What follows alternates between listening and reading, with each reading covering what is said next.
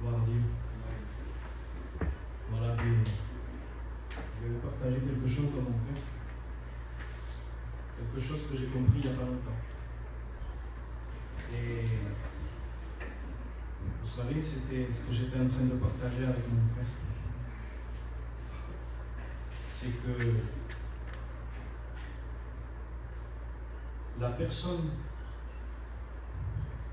que nous croyons que nous sommes, notre identité, et bien elle en sera ce que nous avons nous en premier dans notre cœur. Je vais vous expliquer, je vais vous donner un exemple, et c'est ce que j'ai dans mon cœur, alors je vous le dis. Vous savez, si on me demande qui tu es, et si je dis, ben je suis le voisin de mon voisin, non mais plus précisément, ben je suis un vendeur de voitures. Oui, mais plus précisément, ben je suis de la famille MTEL. Oui, mais plus précisément, ben je suis le cousin de tel. Ça serait bizarre si on nous poserait ces questions et qu'on répondrait comme ça. Parce qu'à la base, si on me pose cette question, je réponds, je suis Eltino, le fils à José. Et souvent dans la vie, eh bien, on a des choses dans nos cœurs, dans notre cœur. Et si dans notre cœur, on est convaincu de l'identité que Dieu nous a donnée, eh bien, on ne sera pas un vendeur de voitures. On sera, je suis Tino, le fils de Dieu. Parce que le vendeur de voitures, peut-être qu'il peut parler mal d'un frère. Le vendeur de voitures, peut-être qu'il peut négliger certaines choses. Mais si dans nos cœurs, on reste selon l'identité que Dieu nous a donnée, il dit qu'il nous a donné le pouvoir d'être enfants de Dieu, vous imaginez? Et bien je pense que notre vision, elle changerait. Notre vision, elle change.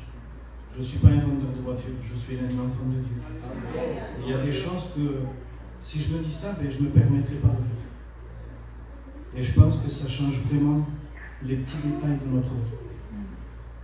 Et c'est ma façon de lui être agréable.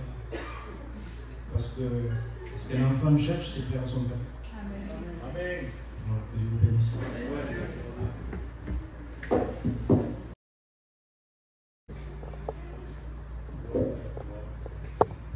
Bonsoir à tous. Je ne m'attendais vraiment pas du tout.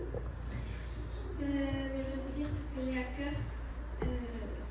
Il y a des fois, en fait, on passe par des choses qu'on ne comprend pas du tout. Je parle pour moi, c'est une école que j'ai fait. Je ne comprenais pas où je passais en fait dans les choses de Dieu. En fait, je vous dis quelque chose, je ne savais pas en fait à quel point j'aimais l'Église. Je ne le savais pas. On se rend compte qu'il y a des difficultés.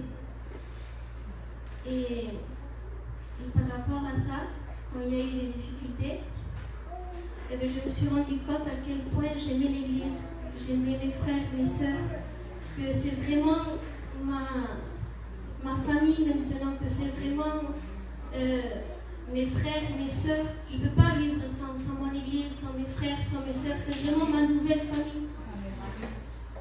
Et au début, je ne comprenais pas pourquoi je passais par des choses que je ne comprenais pas. Je ne veux pas tout expliquer, je ne sais pas si vous allez me comprendre, mais il y a des fois qu'on ne comprend pas où Dieu nous fait passer. Mais je vous dis quelque chose, il faut toujours faire confiance en Dieu.